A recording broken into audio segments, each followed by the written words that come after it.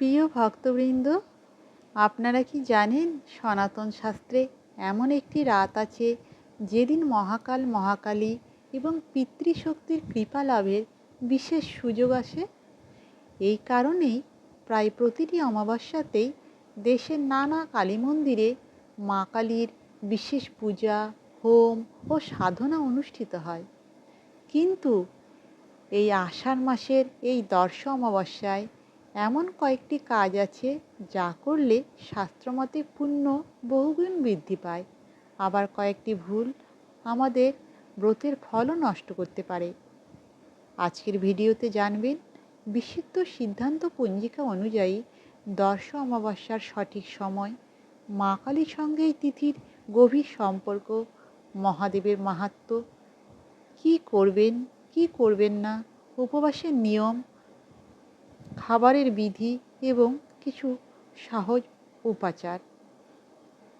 কিন্তু এই জন্য আপনাদের প্রত্যেককে ভিডিওটি শেষ পর্যন্ত অবশ্যই দেখতে হবে। বিশুদ্ধ সিদ্ধান্ত পঞ্জিকা অনুসারে আগামী 13ই জুলাই 28শে আষাঢ় সোমবার সন্ধ্যা 6:50 চতুর্দশী শেষ হয়ে দর্শ অমাবস্যা শুরু হবে। এই তিথি শেষ হবে পরদিন মঙ্গলবার বিকেল 3:14। শাস্ত্রীয় নিয়ম অনুযায়ী অমাবস্যার নিশি পালন ও ব্রত উপবাস পালন করা হবে সোমবার। এবার জেনে নেওয়া যাক কেন অমাবস্যা তিথি মা কালী ও মহাদেবের সঙ্গে এত গভীরভাবে জড়িত। সনাতন ধর্মে অমাবস্যা কেবল একটি তিথি নয়, এটি আত্মশুদ্ধি, ঈশ্বর চিন্তা, পিতৃস্মরণ এবং শক্তি আরাধনার এক বিশেষ সময়। অমাবস্যার অন্ধকারকে শাস্ত্রে অজ্ঞান, ভয় ও নেতিবাচকতার প্রতীক বলে বর্ণনা করা হয়েছে। আর সেই অন্ধকার দূর করে জ্ঞান, সাহস ও শক্তির আলো জাগিয়ে তোলেন আদ্যাশক্তি মা কালী। এই কারণেই বাংলা সহ ভারতের বিভিন্ন স্থানে প্রায় প্রতিটি অমাবস্যাতেই মা কালীর বিশেষ পূজা, তন্ত্রমতে সাধনা এবং রাত্রি জাগরণের প্রচলন রয়েছে। মা কালী হলেন সময়েরও অতীত শক্তি, আর তার চরণে শায়িত রয়েছেন মহাদেবের শিব। এর গভীর আধ্যাত্মিক অর্থ হল শক্তি ও চেতনা একে অপরের পরিপূরক। তাই অমাবস্যায় মা কালী পুজোর সঙ্গে মহাদেবের আরাধনাও সমান গুরুত্বপূর্ণ বলে ধরা হয়। শাস্ত্রমতে এই দিনেই ভোরে স্নান করে পরিষ্কার বস্ত্র পরুন, ঠাকুর ঘরে মা কালী, মহাদেব এবং ভগবান বিষ্ণুকে প্রণাম করুন। সন্ধ্যায় অথবা নিশি পালনের সময় একটি ঘিয়ের প্রদীপ জ্বালান।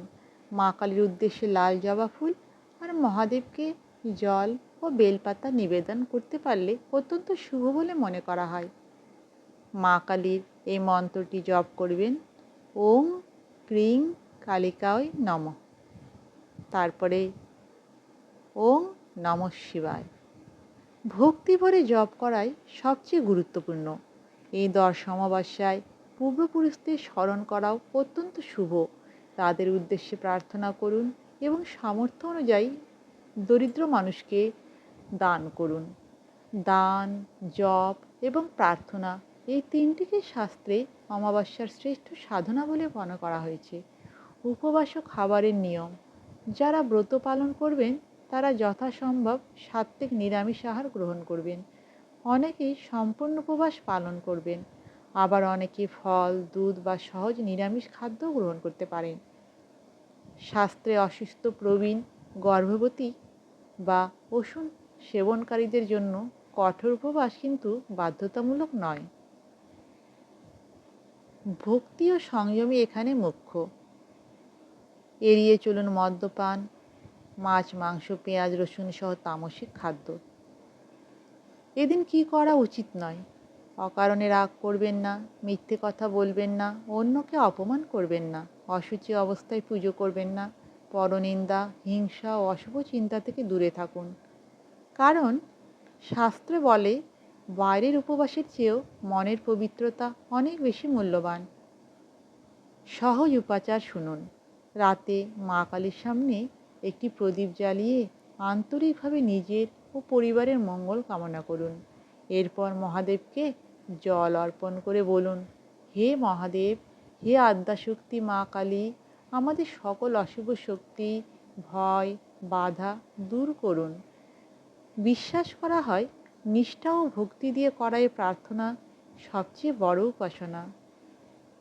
দর্শ অমাবস্যা কেবল অন্ধকারের রাত নয়, এটি নিজের অন্তরের অন্ধকার দূর করা, মা কালীর শক্তি, মহাদেবের করুণা এবং পিতৃপুরুষদের আশীর্বাদ লাভের এক পবিত্র সুযোগ।